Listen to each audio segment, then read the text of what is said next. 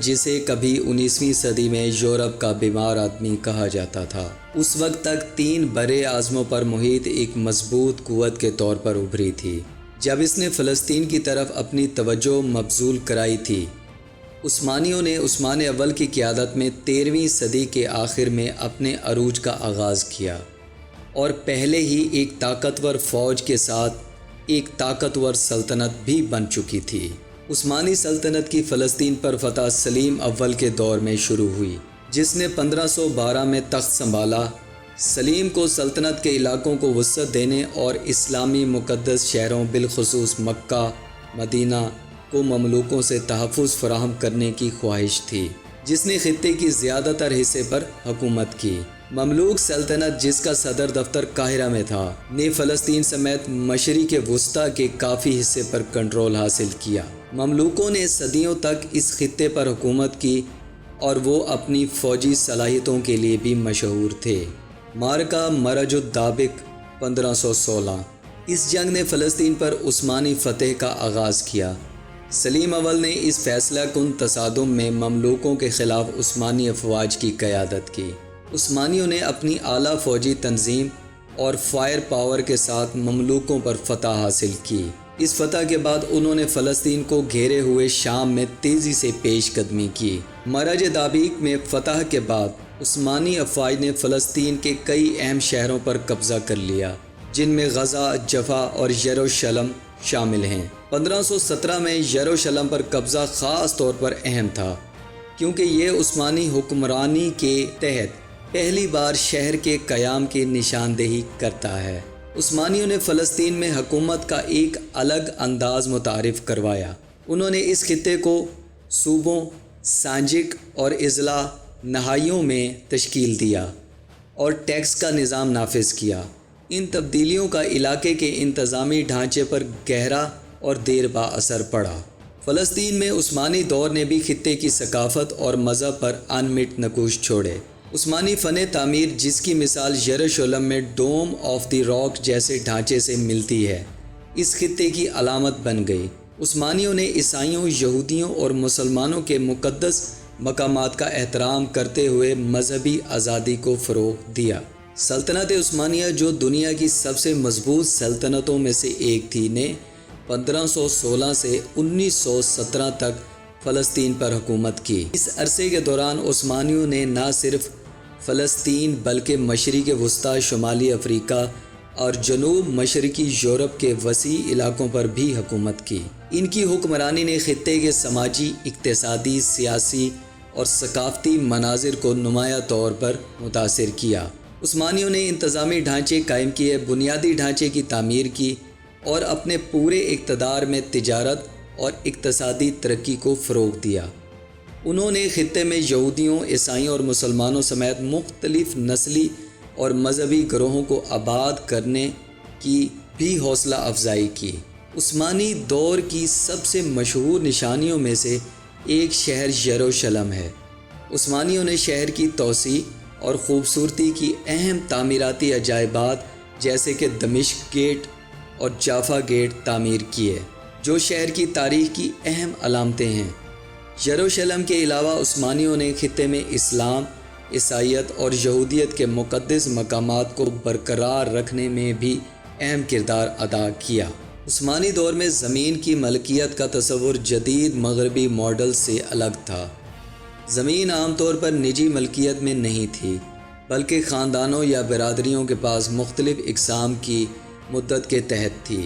عثمانیوں نے ایک ایسا نظام نافذ کیا جہاں زمین یا تو سرکاری ملکیت میں تھی یا سود کے حقوق کے تحت تھی۔ اس نظام نے علاقے میں زمین کے استعمال اور ملکیت پر گہرا اثر ڈالا۔ عثمانی دور کے آخر میں تاہم زمین کی ملکیت کے طریقوں میں تبدیلیاں سامنے آنا شروع ہوئیں، جن کے مستقبل کے لیے اہم اثرات مرتب کیے، جس کی وجہ سے مستقبل کے معاملات میں بہت ہی اہم اثرات مرتب ہوئے۔ غیر ملکی طاقتوں، خاص طور پر یورپی ممالک نے اکثر عثمانی زمینی قوانین کو نظر انداز کرتے ہوئے فلسطین میں زمین حاصل کرنا شروع کر دی۔ ان حصولوں نے خطے میں زمین پر جدید سیاسی تنازعات کی بنیاد رکھی۔ پہلی جنگ عظیم کے خاتمے سے سلطنت عثمانیہ کا خاتمہ ہوا اور فلسطین کے لیے ایک نئے دور کا آغاز ہوا۔ جنگ کے بعد فلسطین برطانوی مینڈیٹ کے تحت آیا، جس نے ان پیچیدہ اور متنازع مسائل کی منزلیں طے کیں جو آج بھی خطہ کو تشکیل دے رہی ہیں، بشمول اسرائیل فلسطین تنازع۔ فلسطین میں عثمان کی سلطنت عثمانیہ کی میراث مختلف شکلوں میں برقرار ہے۔ عثمانی فن تعمیر، کھانوں اور ثقافتی عناصر کو خطے میں منایا اور یاد کیا جاتا ہے۔ ان کے دور حکومت میں متعارف کرائے گئے انتظامی اور گورننس ڈھانچے نے فلسطین اور اسرائیل میں جدید اداروں کی بنیاد رکھی۔ مزید برآں عثمانی دور کے اواخر میں زمین کی ملکیت کے طریقے آج بھی زمین کے حقوق اور تنازعات کو متاثر کرتے رہتے ہیں۔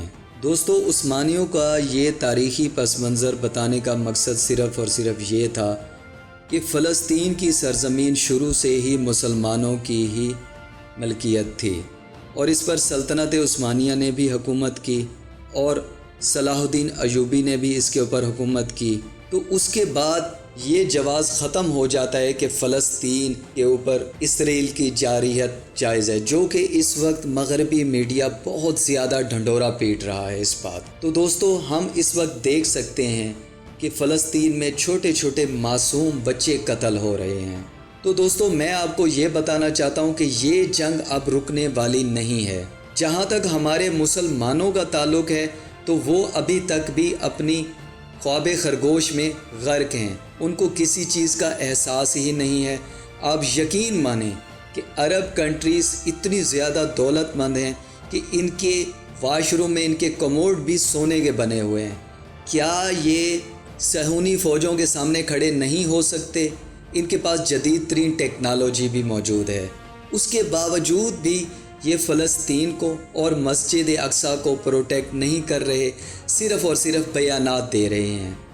یہ بات انتہائی خطرناک ہے اور آنے والے ٹائم میں یہ بات 100% ثابت ہو چکی ہے کہ یہ جنگ ابھی رکنے والی نہیں ہے۔ اور ان لوگوں کے خیال کے برعکس یہ جنگ تو جی صرف فلسطین میں ہے، فلسطینیوں سے ہمارا کیا تعلق ہے؟ تو بھائی آپ صرف اعلان کر دیں کہ مسجد اقصیٰ سے اور فلسطین سے ہمارا کوئی تعلق نہیں بنتا، اور یہ اعلان بھی نہیں کرتے اور اپنا اس چیز کا بھی ڈھنڈورا پیٹتے ہیں کہ ہم مسلمان ہیں، مسجد اقصیٰ بھی ہماری ہے، مسجد اقصیٰ ہمارے دلوں میں بستی ہے۔ تو اس کے باوجود یہ جہاد کیوں نہیں کرنے کے لیے نکلتے؟ یہ وہی حدیث جو حضور پاک صلی اللہ علیہ وآلہ وسلم نے فرمائی تھی کہ ایک ایسا وقت آئے گا اور ان کے دلوں میں ایک ایسا وہم اور ایک ایسی بیماری پڑ جائے گی کہ یہ کفار سے ڈریں گے اور دنیا کی محبت میں مبتلا ہو جائیں گے۔ اس وقت اکثریت مسلمانوں کی یہی ہے، اور وہ یہودی اس وقت یہ چاہتے ہیں کہ جو لاکھوں لوگ غزہ کی پٹی میں اور ویسٹ بینک میں موجود ہیں ان کو بالکل ختم کر دیا جائے، مگر اس کے جواب میں رشیا نے ایک بہت زبردست سٹانس لیا ہے۔ اب حیرانگی کی بات یہ ہے کہ ولادیمیر پیوٹن تو مسلمان نہیں ہے، مگر وہ مسلمانوں کی سپورٹ کر رہا ہے۔ یہ بات بہت حیران کن ہے اور مسلمانوں کے منہ پر ایک تماچا ہے کہ ان کو بھی ہوش کرنا چاہیے اور ولادیمیر پیوٹن کے پیچھے کھڑے ہو کے اس جنگ کو مردوں کی طرح لڑنا چاہیے۔ تو دوستو، یہ جنگ عالمی جنگ کی طرف جا رہی ہے۔ مغربی میڈیا 100% جھوٹ بول رہا ہے۔ مسلمانوں کو ہوش کرنا چاہیے اور مسلمانوں کو غیرت کر کے اپنے مجاہدین کو اور اپنی فوجوں کو میدان میں اتارنا چاہیے۔ صرف اور صرف لفظی باتوں سے کوئی جنگ نہیں جیتی جا سکتی اور یہ کبھی بھی نہیں ہوا، اور نبی پاک صلی اللہ علیہ وآلہ وسلم کا فرمان ہے کہ تم جنگ کی تمنا کبھی بھی نہ کرو، اور اگر کفار تم پر جنگ کو مسلط کر دیں تو مردوں کی طرح میدان میں کھڑے ہو کے اس جنگ کو لڑو۔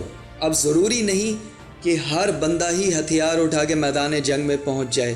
جو شخص، جو مسلمان جتنی بھی اپنی کیپیسٹی میں اس جنگ میں مظلوم فلسطینیوں کو سپورٹ کر سکتا ہے، کوئی اپنے قلم سے کر سکتا ہے، کوئی سوشل میڈیا کے ذریعے کر سکتا ہے، کوئی ڈونیشن دے کے کر سکتا ہے، کوئی میدان جنگ میں لڑ کے کر سکتا ہے، سب کو یہ سپورٹ کرنی پڑے گی اور مسجد اقصیٰ کو بچانا پڑے گا۔ اور خدا کی قسم، اگر مسجد اقصیٰ ہمارے ہاتھ سے نکل گئی اور غزہ کا علاقہ تباہ ہو گیا اور وہ مسلمان مارے گئے، تو آپ یقین مانیں یہ کفار مسلمانوں پر ایسے مسلط ہوں گے جیسے گدھ مرے ہوئے جانوروں کے اوپر مسلط ہوتے ہیں اور ان کی بوٹیاں نوچ نوچ کر کھاتے ہیں۔ تو دوستو، یہ تھی ہماری آج کی ویڈیو۔ میں امید کرتا ہوں کہ میرے یہ دل کی بات، میرا یہ پیغام تمام مسلمانوں تک پہنچے گا اور تمام مسلمان اس بات کو سمجھیں گے کہ ہمیں اس وقت کیا کرنا چاہیے۔ آج کی ویڈیو میں ایک تاریخی بات بھی آپ کو بتا دی کہ عثمانیوں نے کیسے فلسطین کو فتح کیا تھا اور وہاں پر ان یہودیوں کے ساتھ بھی کتنی مہربانیاں کی تھیں، مگر اس وقت وہ سب کچھ ختم ہو چکا ہے۔ تو دوستو، آج کی اپنی اس ویڈیو کو یہیں پہ ختم کرتے ہیں۔ میری آپ سے گزارش ہے کہ آپ میرے چینل کو سبسکرائب کریں اگر آپ کو ہمارا کنٹینٹ پسند آتا ہے۔ ظاہری بات ہے، ہم بہت زیادہ محنت کر رہے ہیں اپنے اس چینل کے اوپر جو ابتدائی سٹیجز میں ہے۔ آپ لوگوں کے تعاون سے ہی یہ چینل گرو کرے گا اور ہماری آواز ہمیشہ مظلوم کے حق میں ہی اٹھے گی۔ خاص طور پہ مسلمانان عالم کے حق میں ہماری آواز بلند ہوگی، اور اس وقت جو فلسطینیوں کا معاملہ ہے، خاص طور پہ اس کے حق میں جتنا ہم کر سکیں گے، ہم اس چیز کے بارے میں آپ کو اطلاعات بھی دیتے رہیں گے اور لوگوں کو موٹیویٹ بھی کرتے رہیں گے، اپنے مسلمانوں کو جگانے کی کوشش بھی کرتے رہیں گے۔